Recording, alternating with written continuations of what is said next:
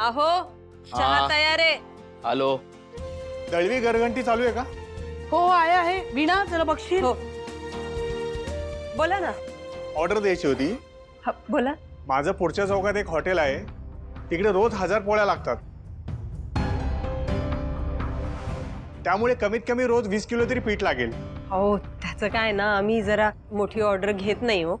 घरगुती दळून द्यायचं असेल 2-4 किलो तर ते देऊ आम्ही। अगं का नाही घेणार आई? अहो आता एवढी मोठी ऑर्डर घ्यायची म्हटल्यावर चौकशी तर करायलाच हवी ना।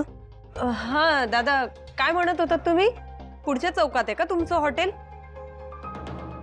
1000 चपात्यांचं पीठ म्हटल्यावर बरं, सगळ्यात महत्वाचं, आम्हालाच का तुम्हाला ऑर्डर द्यायची आणि आमचा पत्ता कोणी सांगितलं तुम्हाला? अहो मी तुम्हालाच ऑर्डर द्यायला आलोय आणि तुम्ही मलाच काय प्रश्न विचारताय? त्याचे रितसर पैसे देखील देणार आहे। काय प्रॉब्लेम काय आहे तुमचा? अहो नाही तुम्ही काहीतरी गैरसमज करून घेऊ नका दादा। 2 मिनिटं थांबा, 2 मिनिटं तू ये इथे जरा। आई अहो अगं असं काय करतेस? बघ आता आपण जर इतके प्रश्न विचारायला लागलो तर घरघंटीचा व्यवसाय सुरूच होणार नाही ना।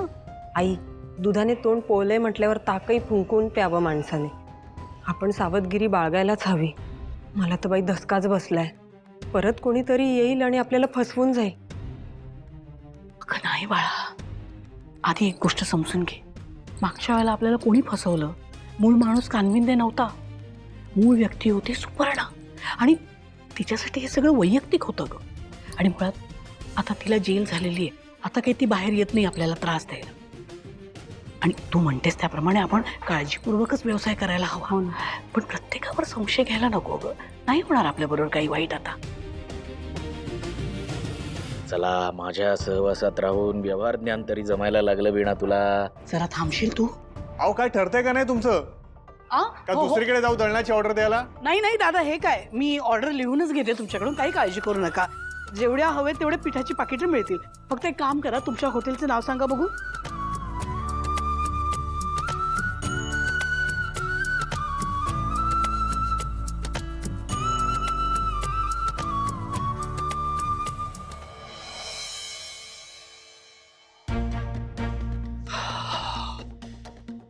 भावना चला। श्रीकांत, आम्ही येतो। नाही, तुम्हाला सोडून कुठेही जायचं नाही आई। अगं भावना एक एवढा आग्रह करते तर तू थांब इकडे, मी आलो। तू म्हणजे तुम्ही नाही थांबत आहात? अगं थांबलो असतो पण पक्षाचं एक महत्वाचं काम आहे। एक काम करतो ना मी, पटकन काम करतो आणि मग येतो इकडे परत। बरं चालेल, मग तोपर्यंत मी आनंदीला मस्त गोष्ट सांगेन। हा नाही बाबा, मला तू पण हवायस। सिद्धू बाबा, तू कुठेही नाही जायचं। उद्या हे बघ, पटकन काम करतो, तोपर्यंत तू भावनाही बरोबर खेळ, ओके? का? कारण तू गुड गर्ल आहेस आणि स्ट्रॉंग पण। ये बात आलोच। येतो लवकर या।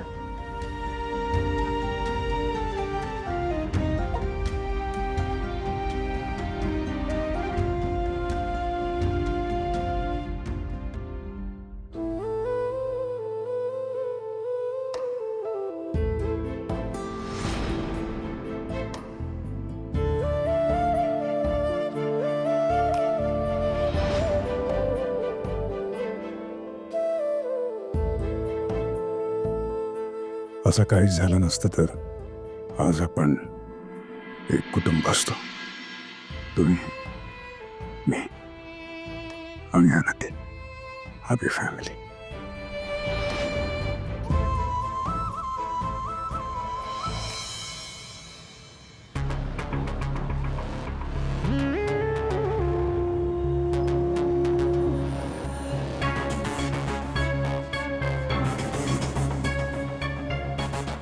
अम्मी जी, मैं पूछ रहा था कि अपने श्वास साहेब और अड्डे साहब जो है, त्यांचा क्या कहते हो नाता, रिश्ता बड़ा गहरा है ना? मतलब बाप बेटा, फ्रेंड टू फ्रेंड, है ना, वैसा वाला नाता है त्यांचा। क्या करते हैं काम? मतलब वो अपने काम के बारे में ज्यादा बात नहीं करते। तुम्ही तुमचं काम नीट करा।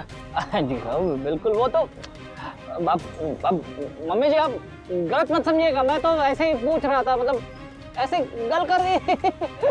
बड़े लोग बड़ी बात है।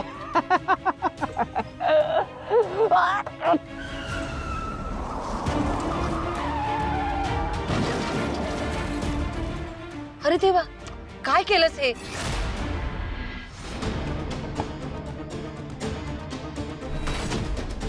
गलती तो तेरी थी। अरे ड्रायव्हर, अरे गाडी ठोकली ना माझी, डोळ्यात का बटना तुझी? हा मग काय केलंस तू? सॉरी सॉरी सर जी, गलती कर दी मैंने थोड़ी सी। मैं देखता हूँ, मी बघतो काय नुकसान झालं, मी बघतो. ओके, एक मिनिट, मी बघतो. अरे तुझी लायकी आहे का नुकसान भरून द्यायची? ओ मॅडम, कोण या? लायसन आहे का याच्याकडं? हा कशी गाडी चालवता? अहो सॉरी, जरा चुकलंच. हा माझी लायकी काढणार? याला माहित तरी आहे का की मी कोण आहे ते? शांत शांत जैन, तू सुखविंदर आहेस, साधा ड्रायव्हर. तुला गप्प ऐकून घ्यायचं आहे, कंट्रोल. बरं चल, आता मस्त काहीतरी खाऊ करून आणते तुला.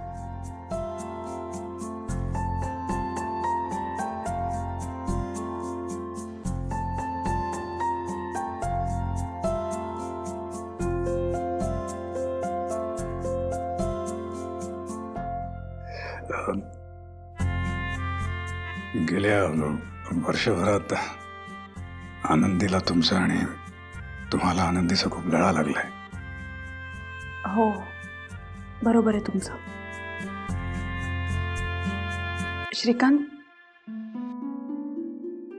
तुम्ही गेलाय तसं वाटल्यानंतर आनंदी पोरकी झाली होती. तिच्या आणि माझ्या आयुष्यात एक विचित्र पोकळी तयार झाली होती. आणि मग आम्ही दोघी एकमेकींशी खूप छान अटॅच झालो. एक खरं सांगू का,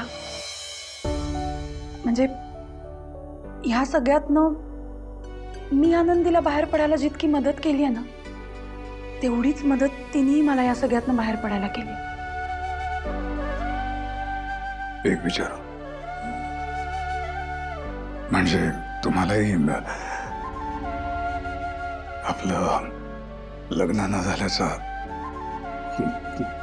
हो, अर्थातच त्रास झाला. लग्नाची स्वप्न बघितली होती मी, आणि कुठल्याही मुलीची स्वप्न तुटल्यावर तिला त्रास तर होणारच ना.